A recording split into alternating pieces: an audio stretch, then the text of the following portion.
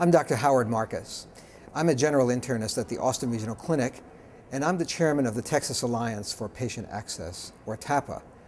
TAPA was formed in 2001 in order to develop legislative proposals that would eventually become law in Texas.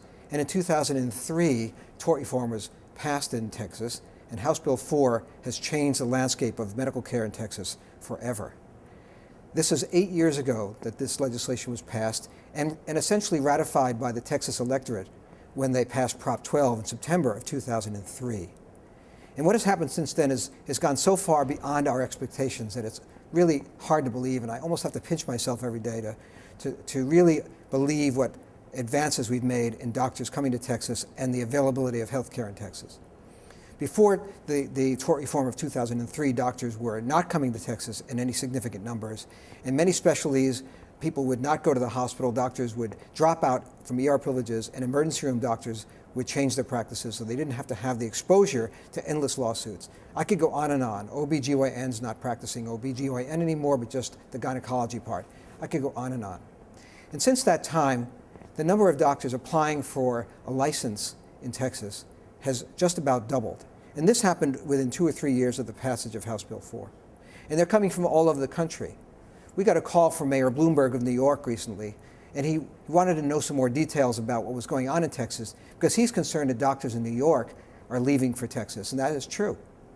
We don't see doctors from Texas going the other way very much. The ones from New York and many other states are coming here because of Texas tort reform, because you don't have to be afraid every time you go to the office or the hospital that you're going to open yourself up for a frivolous lawsuit.